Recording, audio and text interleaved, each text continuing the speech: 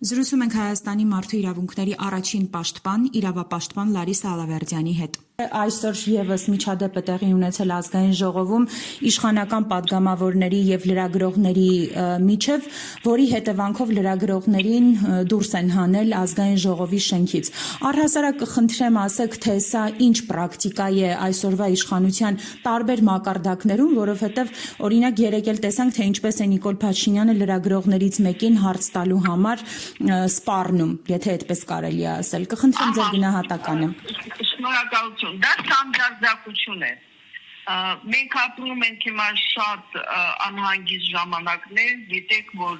ամենահզոր պետությունը նախագահը հայտարարությունների անում անպատասխանատու, ես կասեի, ոտի տակ ուղղակի գցելով միջազգային իրավունքը եւ ավելի կարեւորում է իր սեփական տեսածած մտքի արգասիքը եւ երկրորդը դա Եվրոպայի ամբողջովին դեգրադացիան է իրեն իսկ ժամանակին հայտարարած արժե համակարգի նկատմամբ ես կացեի ցինիկ եւ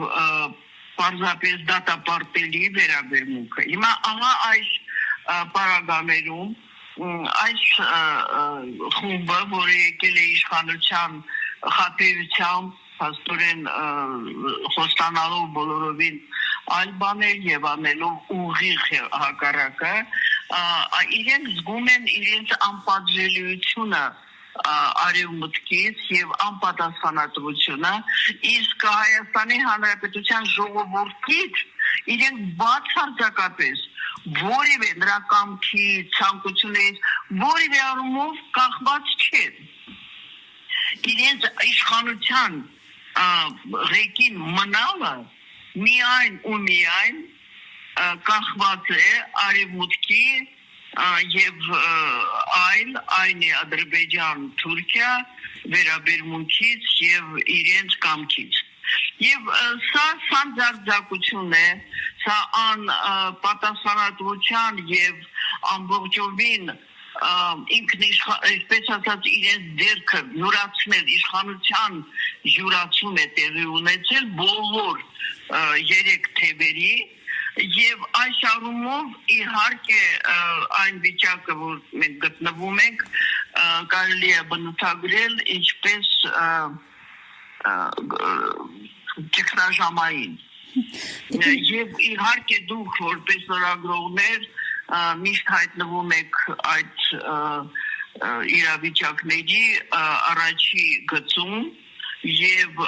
առաջի իսկ եւ ամենագրեհիկ հարվածը ստանում են լրագրողները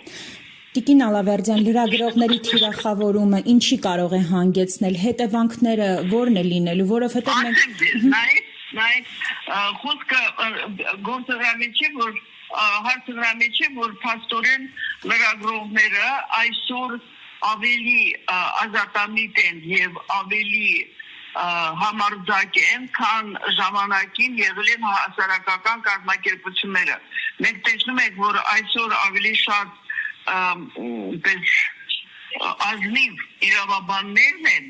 աշխատում, դիմադրում եւ պաշտպանում մարդու իրավունքները, քան որ հասարակական կազմակերպությունները եւ տվյալ դեպքում լրագրողներին ամբողջովին լրացնելը դա փորձ է իրականացնել Հայաստանում ինչպես ասեմ ամբողջատիրական կարգերի հաստատմանը խնդիրը դա է տոտալիտար կոչվածը որը որ ընդհանրապես ներհատուկ է լինում խոշոր բարդ կառուցվածքով պետություններին այսօր այդ բոլոր մեթոդները օգտագործվում են այս բավականին փոքր պետության մեջ եւ բավականին անպատասխանատու եւ պատահական չէ որ իրեն գնում են այնպիսի քայլերի, որոնք որ իրենց մեջ պարունակում են բավականին ծանր քրեական այսպես հանցագործությունների տարեր։ Այսինքն մենք գնում ենք ինքներավչության ամբողջական այսպես դրսևորումների եւ անպատժելիությունը դարձնում է իրենց ավելի սանձարձակ եւ ավելի ես կասեի գրեհիկ։ Շնորհակալ եմ մեկնաբանության համար։